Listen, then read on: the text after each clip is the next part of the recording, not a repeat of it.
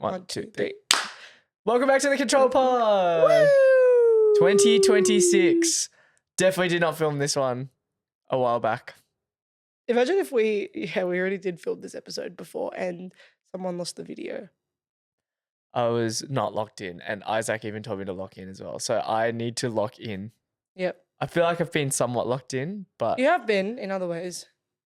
And then some ways not. That's okay. Me too. a few little slip-ups here and there. So our New Year's resolution is drinking more staying water. hydrated, which is great. Happy 2026 to everyone. We have had an awesome sort of return. We've had a nice break. We feel rejuvenated.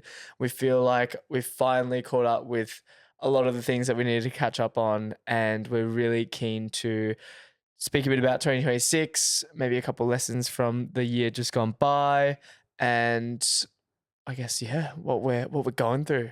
Starting 2026 with a bang. We are. Well, we're trying to.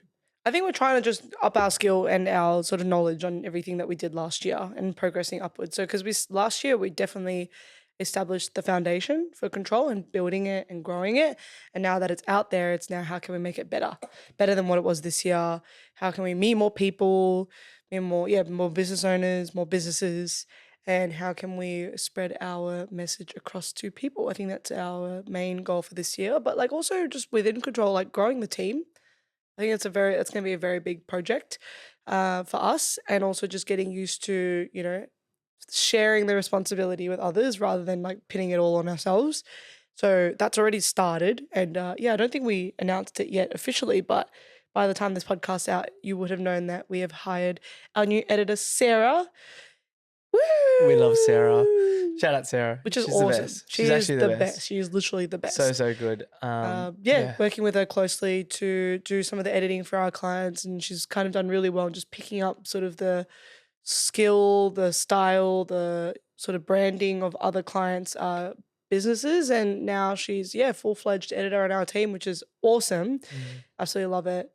She's been doing amazing. Yeah, I think the context for Sarah and what stood out about her when we went through the hiring process was her can-do attitude, and it was just so refreshing to have someone that was really passionate about what we did. And it was pretty surreal as well. Obviously, you put out a job application, and people do need to obviously make money, but they also want to work at a place where they feel valued and they feel fulfilled. And I think when we were interviewing her, just like how nervous and excited and shy she was just really stood out. And I think that's why we both landed on her, and it's honestly paying dividends. Like the suggestions that she's made, how willing she is to learn, has also been really refreshing. And it's really cool to see that, I guess, Control is in a position where we're able to begin hiring and to begin truly living into what a business owner is.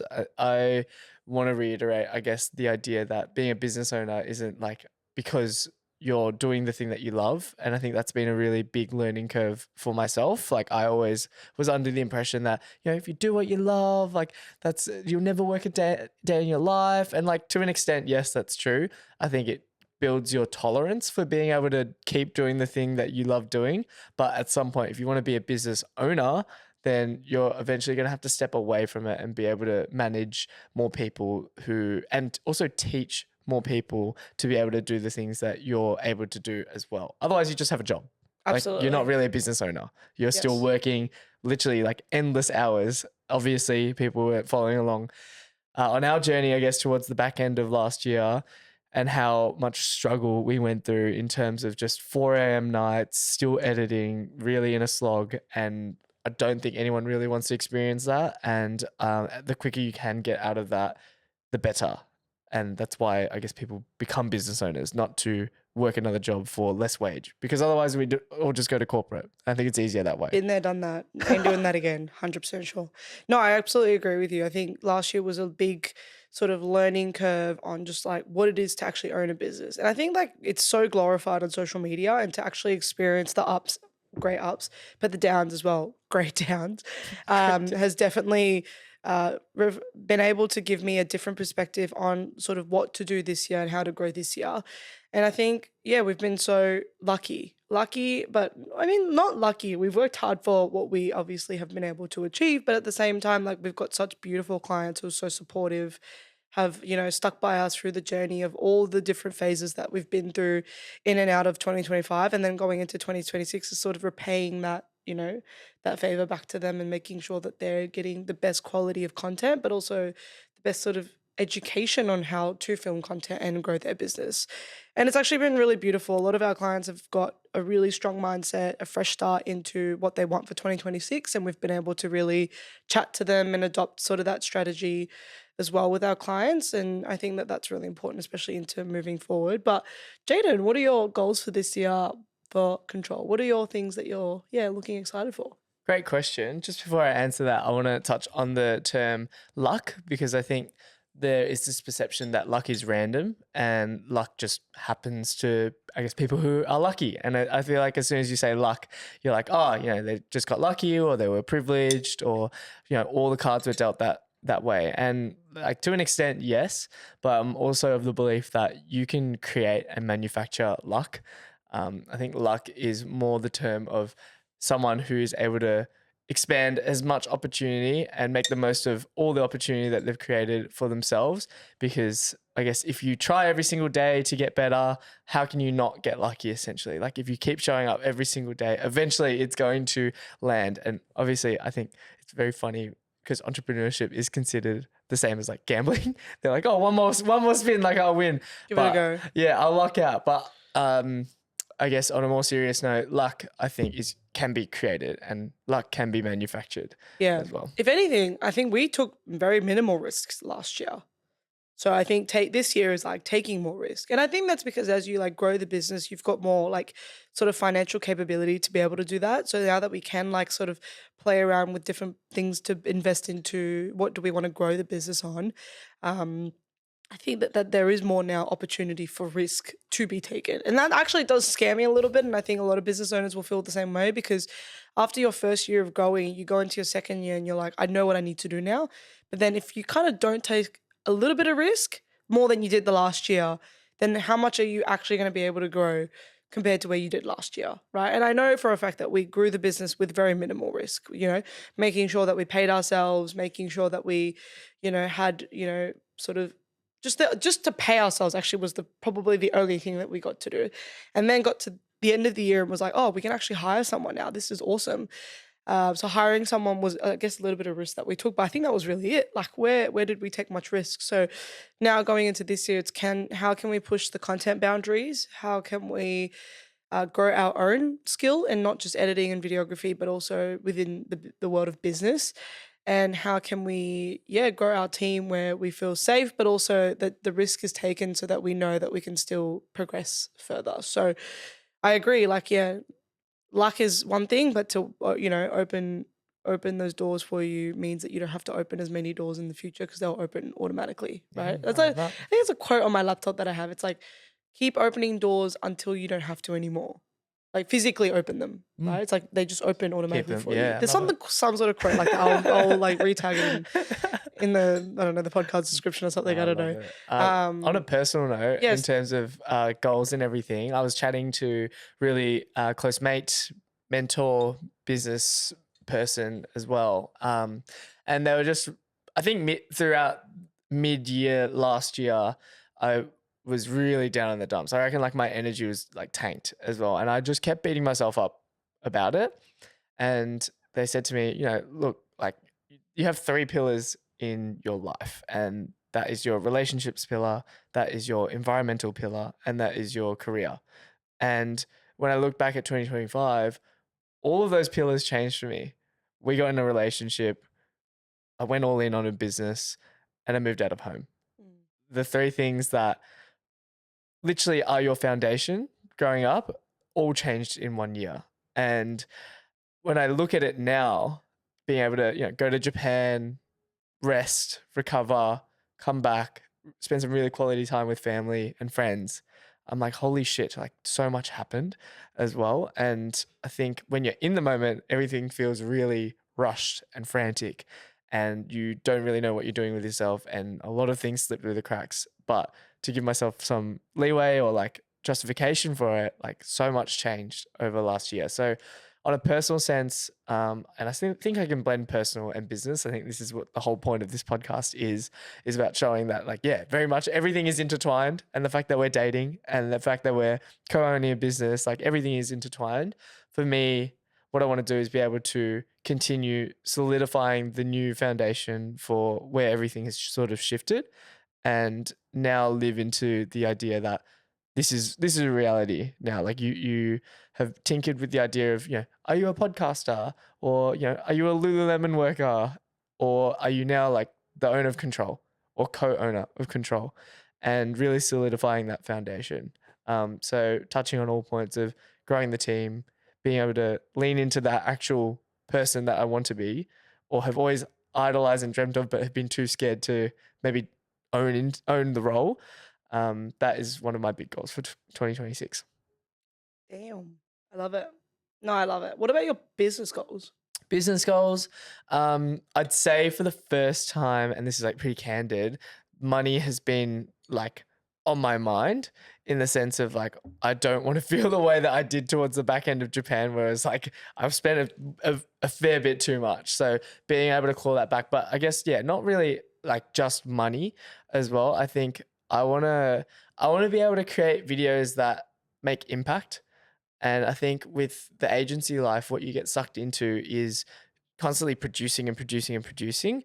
And I think it's really dampened by maybe creative process, or the way that I'm really strategic about how a video should maybe be laid out or how it should be structured. So I really want to be able to upskill in that domain. How can you create content that truly connects and also creates lasting impact as well? That's like one of the big things, and it's fine tuning the quality, because if the quality is not there, then business isn't there, right? So how can we grow internally to fine tune our processes to make sure that clients are getting the best possible service that we can deliver?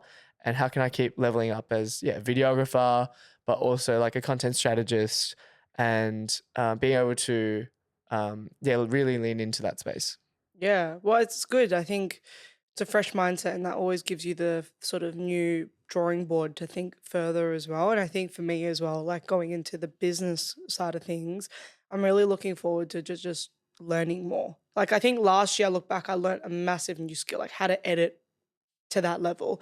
And I was like, whoa, this is a lot. And even like now I'm at a threshold where I've reached, but it's like, if I want to learn further, then I have to like dig into like color grading and all that. And I But think do that to you me need is to like, do that but though? that for me, I think is like enough. I think I'm at where I'm enough that I need to be. I think that's enough. But like where I want to really grow is like just more on the business side. I don't know, something about me is like I'm itching this business brand of mine. Like how can we just grow the business? How we can improve in the business? And that's like in our structures and procedures, right? Like our SOPs. A lot of I think a big change for us was moving from like sort of Google Docs to Notion, especially with having Sarah on board. Like, how can we task manage between all three of us, make sure we know where we're all at, checking in on each other and all of that. So that was a big step for us. Moving a lot of our client conversations to WhatsApp. I think, I don't know if you remembered, but at the beginning of the year, we had a lot of conversations on like text.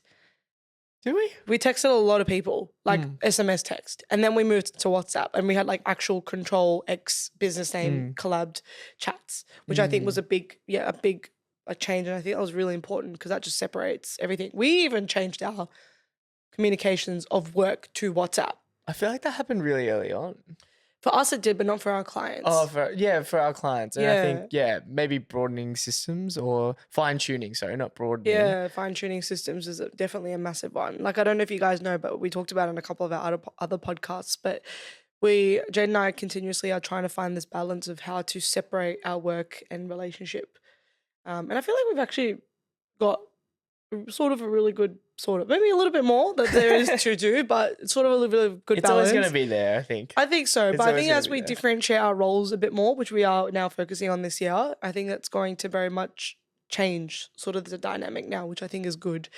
So yeah, a lot of the processes are changing and upgrading, and that's a big learning curve for me because like it's like one of those things that I don't know how this works. Like I think a lot of business owners think there's like a manual that you can read on how to build a business, and yes, there's courses. Don't even get me started on those, but I think it's just better when you just learn and figure it out yourself, and then you just sort of go from there. And that's where I think I'm very excited to dive into this year. In regards to personal goals For me, it's just bringing back my content. I've been very good.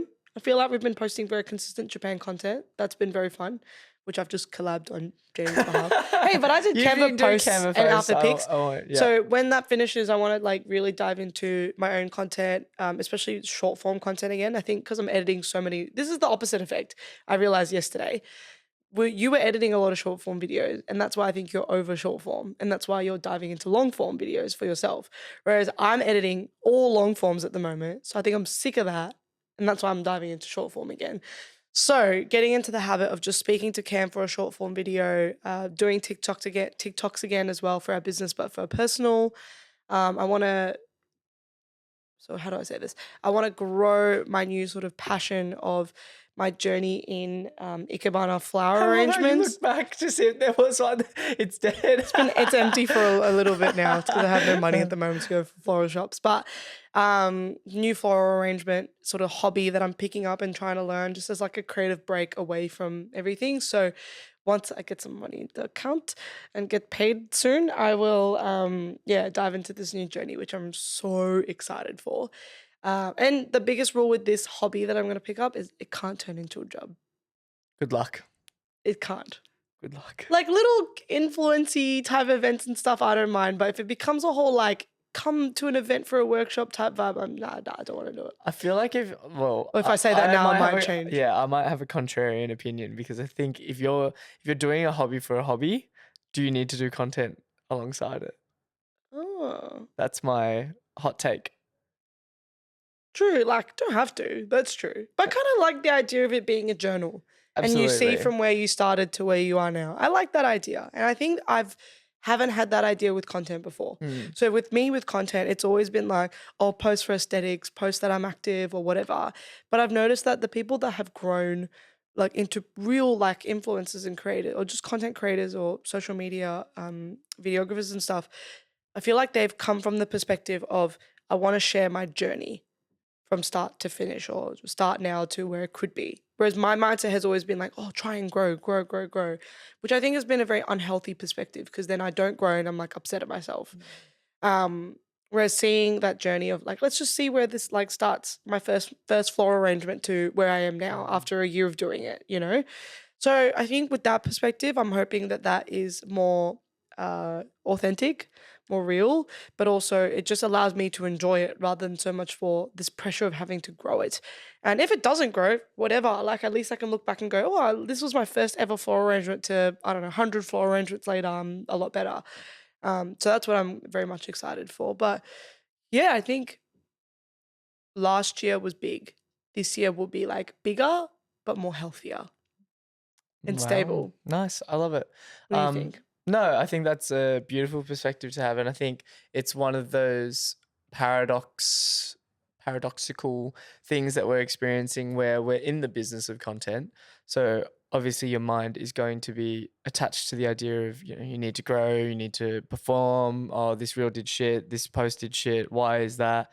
Constantly trying to do better. And I think between the two of us, we're sorts of people that want to strive to be better.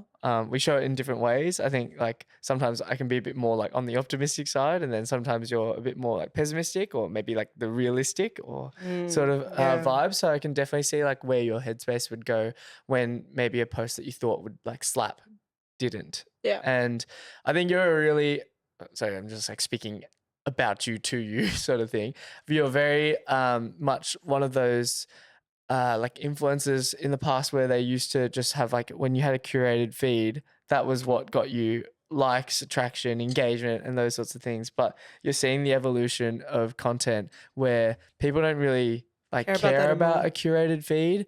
If you want a curated feed, like sure, that's all good. But when you look at it, you're like, oh, that looks cool. And then just like sort of move on. Yeah, but does it touch you? Does it touch you? In a no, but like, does it touch you here? Like, does it touch you here? Does it make you feel something? I think that's different. We're seeing the evolution of people really wanting to connect with, and I think we've known this for a very long time as well. Like people want to connect through content, and people want to be around for the journey. They want to see you from when you started versus where you were, where you are now. And I think that's a really important mindset shift as well. And it's one that I want to bring into 2026 as well. It's like, how can you document this journey? Because I know that in 5 years' time, we're going to be like, why were we doing the things that we were doing? Like, that doesn't even make sense. Yeah, maybe. Who knows? At least I hope that's the case, in the sense that we've like been successful, and we've really knuckled down our systems, and we're living our dream lives. We're beginning to live our dream lives as well. So how can you take people along for the ride? But it's also about having that humility to do that as well, because I think when you hide behind aesthetics, when that's your main selling point, like, it shows that you're trying to fabricate this desirable life. And I think people are a bit like, we know that that's not you on a day-to-day basis. Like, be real, be authentic, and take people along for the ride is probably the best way to describe where content should be at. And I think people are really leaning towards that. Yeah, 100%. No, I totally agree with you as well. It's going to be exciting for this year. And I think because last year for some people could have been really, really rough or like really, really good. Now it's like, will your year be rough or will your year be good? And you kind of had a rough start to the year. Yeah, it did. Tell us what happened on New Year's, starting literally from January 1st, 2001. So it's the year of the horse this year. And for those of you that follow the Chinese zodiac, not today, the year that you're born in, or whatever year of you are. So for 2002, I am the year of the horse, and I will turn 24 this year, which is crazy to say. But on a 12-year cycle, you have an unlucky year. So it's meant to be a pretty cursed year for me. I haven't read too deep into the zodiac or what all the signs have to say, and hopefully, horoscopes and all that sort of stuff lean in my favor at some point. But yeah, definitely was not off to a flying start. Flying start. Yep, no pun intended. We That was good. hosted a few friends over, and essentially I was like, holy crap, like, wouldn't it be cool to get the fireworks in Melbourne? So hoisted the drone in the air, and How did that turn out? let's just say it didn't come back, but no, hoisted the drone in the air. And it's so weird because DJI never logs me out of my account, and we've put it in the air, I've flown it, and then as it's gone maybe 50 to 100 meters out, then it pops up with, account not logged in, we're locking you in a 50-meter radius now. Yeah. And I was like, what?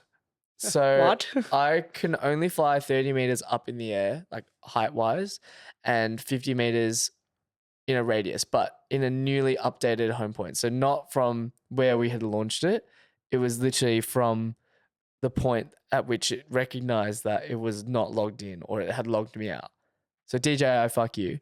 But that happened, and there was so much happening in the house at that point, and I was trying to, like, I'll literally flash up. I reckon I'll make a reel out of this. I've literally flash up like my flight path, and you can see me zigzagging in this circle that is nowhere near where we live. And I'm like, okay, I'm just going to have to like crash land this, or land it somewhere that I can sort of see that will be very, like, that will be retrievable basically. Yeah. So however close I could get, that I knew where it was, and hope for the best. So Jules and I sprint out of the apartment. How fast did you sprint? Holy crap. I don't Like, think just ran. Yeah, I'm glad I've been like running a bit more frequently, because I reckon if I hadn't- Jules has been running too. Jules so that's has been yeah, great. no, we just like literally sprinted to Crown, which is where I ended up landing it, and unfortunately couldn't find it. The people, you looked for the people around, they weren't there either? Because I just thought like the time of you, when did you figure out it was landing? Pretty soon, and soon after, and then I was sort of like, well, we're gonna have to run, and and having to wait for the elevator. And it took you like what 5 minutes to by the time there were some protests on New Year's Eve as well, and down this street. Yeah, down Crown side, I think. I don't know whether it was I don't know what it was for, to be honest. I was too locked in on trying to find this drone, and we are searching bushes. We're searching the path in which like we landed, literally the exact same spot, and there's another photo of where it was about to land, and there were people walking in that direction. So I don't know if the drone necessarily like just dies and then falls or anything, but it was so odd. Anyway, couldn't recover it. Drone's gone. Really shit start to the year. And yesterday at the time of recording, we're on the phone to DJI and they're trying to tell us to do all these procedures and try to connect the remote to my MacBook. And stupidly, you cannot. But the person on the phone was telling us that we could. And I was like, no, it's not working. Alisha fully like went investigator mode as she normally does, puts her Miss Fix-It hat on. Yeah. And we end up using an old Windows laptop that we Which fortunately DJI have. did not tell us, by Yeah. the way. They were like, yes, you can put your drone controller into the Mac by using a USB-C. And then I go onto ChatGPT. I'm like, is this possible? And they're like, no, Mac cannot take drone controllers. And I'm like, Which makes no sense. so Like, why would they tell us to do it if it was not going to work? They're pretty much saying, oh, because it's your fault, like we can't do anything about it. Yeah. When it worked, we plugged it into a Windows Mac, a Windows computer, sorry. Windows computer, yeah. And it worked straight away. Yeah. Anyway. Yeah. So I just want to preface this by saying like DJI has normally been really, really kind and respectful. And honestly, like the calls they were, and I think they've been trained incredibly well. But I think when it comes to their solution management, it is pretty poor. Shocking. It was really poor. I had a really shit experience. Like I'll continue to use their products because they're still leading the market. But thoughts and prayers. We hope that we're Yeah, able good to response find a back. solution. We did get a solution back, and they basically tried to gaslight me to say that it was my fault. But it's clear that through the flight path, I was obviously trying to bring it back to my house. And they were saying, oh, you tried using the return to home feature when the low battery thing was on. So it's your negligence for not being able to recognize the situation and land it earlier. And I was like, but no, you can see in the flight path that I'm literally trying to get it return through back. to where I am. And the home point or the point that it locked me on was nowhere near. It was changed. It And- changed from the house to Crown, which is, he does not live at Crown. Yes. So I wish I did. Far out. Be nice to you. it'd be a really good view. But then, yeah, it's the whole thing. It's like you weren't at Crown. The home point moved. So then how is it meant to return back in a 15-meter radius if the home point got moved? So it's definitely a manufacturing error. They need to fix that up. And I think they should just compensate you with a brand new one and then call it a day. Because That's they've it. got money and they can do that. So please, Yeah. DJI, I rest my case. But yes, we've got a need to send a lot of good luck to Jadyn. I think you got to wear red this year. I've got to look at all the things that you need to do to make sure that you don't get any I more do have to wear bad red luck. on Lunar New Year Day. That's like, I'll literally The wear thing. red everything. Yeah, that's Everything, the thing. your whole fit has to be red top Yeah, down to that's the it. I'll take a shoes. photo and I'll put it on my story.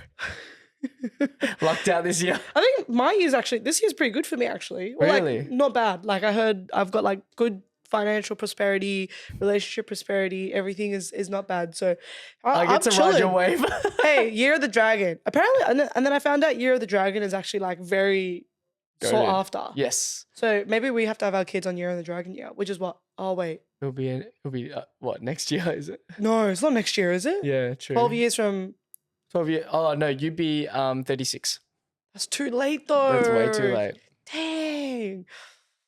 Oh, would have been nice. Yeah, it would have been nice, hey? That's all right. It is. You should have had it 2 years ago. Yeah, it's too early.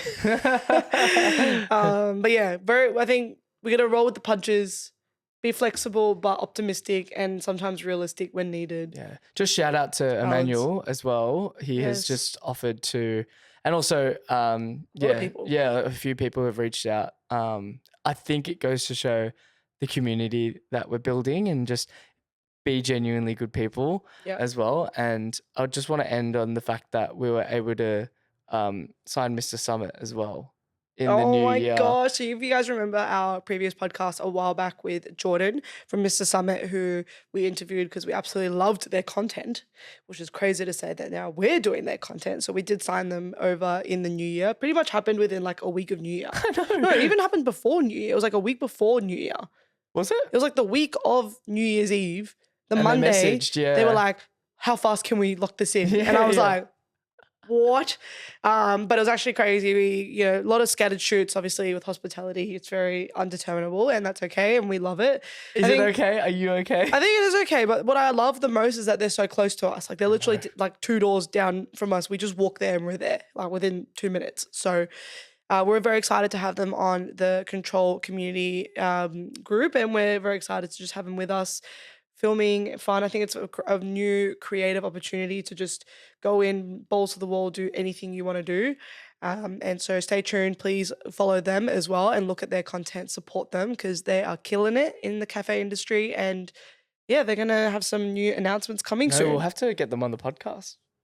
All three of Again, them. all 3 of them. That will be the most chaotic podcast ever. Ooh, it will be the most funniest podcast, I think, to be literally. honest. I love it. But I think the main message goes to show that building relationships, building connections, goes to, I guess, the core of what we both envisage with, I guess, like the way that we go about things here at Control. We have the podcast for a reason.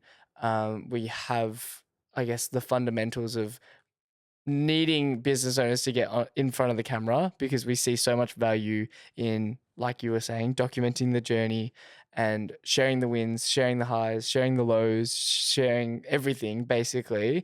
And the fact that, I guess, your connection with Jadyn has been able to land this really great collaborative opportunity between both parties is just goes to show that, like, being good people and trying to bring as much value as possible across the table to anyone that you meet is so important as well. Agreed. Yeah. Absolutely. But we're very excited this year. The goal with this podcast as well is to grow, get better, make sure that we can bring some more guests to you guys to listen to, meet more people, but also, yeah, expand on what the Control Pod is. So thank you so much so far for supporting us last year. And we're very excited to go into this year with, yeah, new guests, new chats, more life stories, More crash outs, and more content. We will catch you in the next episode. And until then, stay safe. Bye.